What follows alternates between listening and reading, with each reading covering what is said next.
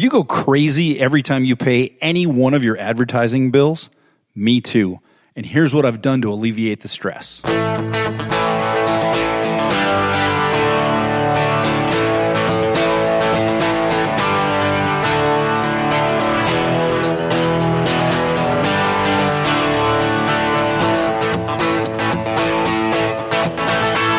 Alleviating stress.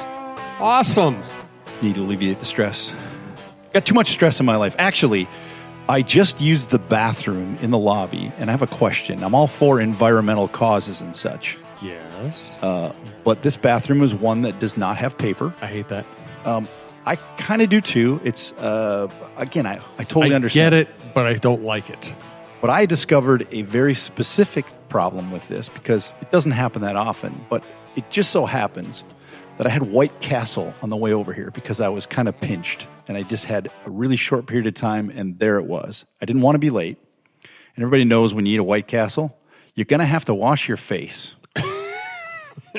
That's one of the side effects, yes. So when you wash your face and you're in a bathroom that has no... Exactly. How the heck am I supposed to dry my face? I mean, my head is massive, so I can't fit it. There's no way in you that can little, fit that head into right. a hand dryer. No, I don't have a chance. No. So anyway, I guess they call those first world problems, right? Yeah, but it's still a problem. It is a problem. It's not going to get solved, though, because I think this movement is pretty much set in stone. What we need, though, is you need the option. You need the option. You need to be able to put your hands in the hand dryer and also still be able to wipe your face off with a dang paper towel. So I just realized that my dad was way ahead of the curve. He always carried a hanky. Remember hankies? Like nobody has hankies anymore. My dad always carried a hanky, and yeah, men of that generation always had a hanky. So think about that today. You had a hanky? No problem. You just whip it out, dry the face. Yeah, but think about what you use a hanky for. Do you really want to dry your face with that? Well, I would actually, that's a good point. I would carry two hankies. I would have a standard edition hanky for the typical hanky things. And then I would have a face drying hanky for the rest of it. I think you've come up with a new business idea for us. Okay. Hankies. Yes. Multiple hankies and hanky holders. Hey, you can have hanky sorters. How about this? A two-sided hanky, and I don't mean like side one and side two. I mean like half is for one thing and the other half is for another, and you just somehow put some sort of a seam in between them so that it's clearly identified which is for which. Probably make them different colors. It's another $1 million idea. It's all over the place. I tell you, keep looking under the rocks for these great business ideas, and this is going to happen. So today we're going to talk about local advertising. We're going to do another show down the road on Google advertising and online advertising because that subject is vast. We'll probably have to do 2 or 3 shows on that. So, and as Joe gets rolling, I do want to introduce you to the Talk North podcast network. This is our business show on talknorth.com. We're talking to a lot of national advertisers right now, and I want you all to do us a favor. If you like the show, download it before you listen to it instead of just streaming it. We're all in the habit of just streaming. If you could download it, that will benefit this show and the network. Also, if you'd like to advertise with this show or anywhere on the network, send me an email, jsouhan47@gmail.com. Thanks.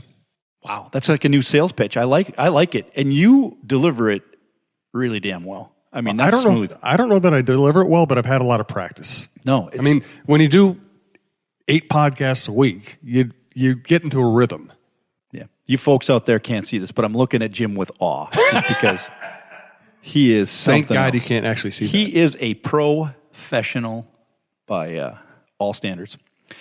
So on to local advertising. I think, well, everybody knows local advertising is so much different than any kind of online advertising. Well, or so we think.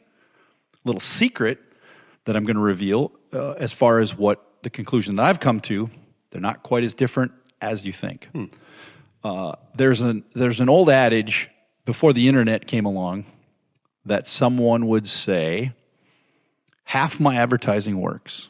The problem is I don't know which half. And that's so true in local advertising where there's no tracking available. There's no specific tracking available. So everybody just kind of threw it out there and gave it a try. They paid attention to what people were saying when they came in the store, when they called, things like that. And it was always an inexact science. So when the internet came along and they started tracking things and being able to make specific links and links that people didn't even have to try to remember things. It's a little blue set of text on a screen. I click it, and behind that is this big long URL with a bunch of codes that tell me, or tell the advertiser, where the lead came from and all that. And in the late 90s, particularly into the 2000s, people were, it was a rage that they were going to do trackable advertising. And there's a lot of things that have come that have come into play for local advertising, tracking, certainly phone numbers and links and things like that. But it never really got to the point of AdWords or any of those typical online links were. And everybody went crazy and said, oh, this is great. I can track my conversions. So when you go online, and even when you set up your maybe your local site for your, like your Google or Bing, your business listing, so to speak, they encourage you to do a campaign and to try to bring people in, to pay a little bit more so that you get, not only do you get your business listing, which is pretty common, but you can advertise and try to bring people in through certain ways. And the benefit that they pitch is that you can track where it's coming from. You can track which ad got the most activity, got the most traction, all that. When we get into e-commerce, then you can track exactly what product they were the most interested in, where they came from. It's a huge amount of data to look through, and it's overwhelming. The person that helps me with it, we joke a lot about going down the rabbit hole, because there's so much data that you just don't even know where to stop. And then you usually get to where you're getting, or where you want to get, and you realize that's really not even helpful, because I can't do anything with it.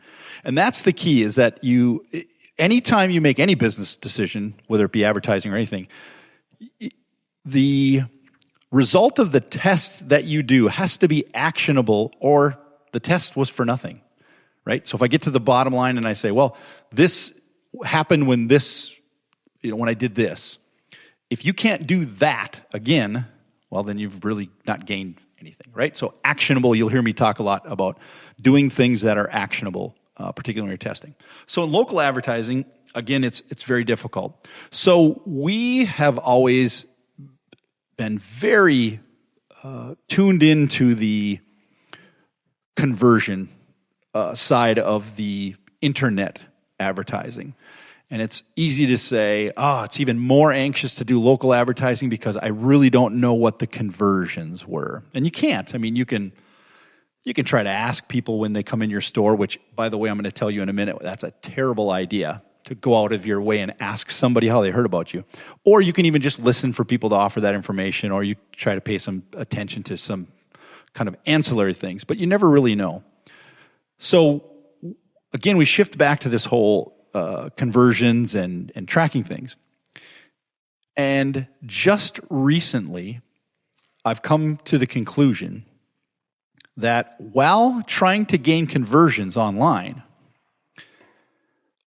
what is also happening that I've been ignoring is that there has to be an impression before there's a click and before there's a conversion. Because when I do an ad online, the first thing that happens as the consumer is you're searching for things, and you might see my ad. My ad might be a text, it might be a picture, it might be something, but you see it. That's called an impression. That has value. Lots of people see your ad and they don't click on it. Doesn't mean it didn't have any effect. And I'm glad you said that, because, this is completely in my self-interest, but that is one thing that our network has to do a better job of selling. We have about 450, 500,000 social media followers across the network. We generate more than 20 million Twitter impressions a month, and we need to figure out a way to sell that. If you compare the impressions that you get online with the impressions that you get in a local advertising setting, it's enormous, and the cost is extremely, extremely low. And this is something that, again, I've just started kind of keying in on and saying, all this internet stuff that I'm doing has this value of converting customers, but it also has a massive effect on whether people know us, how they know us, all that. This is why we talked in the branding show. It's so important to have a good brand, a good logo, and things like that, because when you're out there, and let's say you get an ad that has thousands and thousands of impressions, if your logo looks bad, if your message is bad, that's a negative impression that you're putting out there, so you have to be careful of that. So I then, when we opened up our stores and had to do some local advertising, I'll be honest with you, I just wanted to say, I don't want to do any of it. I don't want to do radio. I don't want to do billboards. I don't want to do newspapers. It's all old school. It's expensive. It's of no value. I've got this new thing called the internet, and I can make it work. Well, the reality is, it's still not there to the point that you can make it work. And I can just tell you that doing local advertising does work. And in most cases, it's worth what you spend. Now, that's a qualified statement on my part, which we're going to go into some details about this. But back to the whole idea of impressions. When I'm talking about local advertising, or when you're looking at local advertising options, you can, in every case, look at your cost per impression. So when we started the store, particularly in Minneapolis, where we weren't known, and when we started in St. Cloud, St. Joe, most of the people knew who we were because the people that worked at the store were local musicians, and so we had that going for us. We come down to the metro area, and that's a completely new story. And even if we did have circles of people that knew who we were, it would be such a small number of people relative to the rent that we're paying that it wouldn't make a whole lot of sense. So we developed this formula and used one of my favorite tools, Microsoft Excel, to just put together a little spreadsheet of what is happening. You got a question? I'm just listening at this point. He had that question look on his face. No, I'm processing, but I don't have a specific question. But you'll ask it if you do, right? I absolutely. You'll jump in and you won't hold back, right? I will not hold back. Okay, because I need your support, man. You have it. I need it. Good. So we developed this, and actually I want to tell you the story of why we developed it. There was a person in charge of the store, so to speak. Again, we don't really have managers or leaders, or we have leaders, I'm sorry. We don't really have managers or nobody's wears a different color shirt or anything like that. But certainly somebody needs to be the point of some of the decisions that are being made. So somebody stepped up and said, I'll take care of this, and I'd like to, keep an eye on some of the advertising things.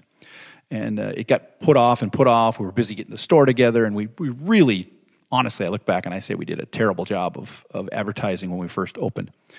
And he calls me one day and says, I think I found a great advertising thing that we can do really quick, and it's not very expensive. And I said, what is it? He says, this guy delivers pizzas and wants to we can get on his, they put an ad on the top of the pizza box, and it's going to go to 10,000 people in a matter of 7 or 8 days. It's in our neighborhood. There's all kinds of great things about it, and I don't remember what it was. It was something like, it was only $350. And so I said, yeah, just do it. We have to get something out there. People, like, when you say that, this is like a little side note. When you hear yourself say the words, we have to get something out there, stop what you're doing, tie your bank account up, tie your hands up, sit down, and maybe even do the old NBA knock yourself on the head kind of a thing, because then you're doing the wrong thing, right? Do not ever just get something out there. As a matter of fact, you're going to hear me say this.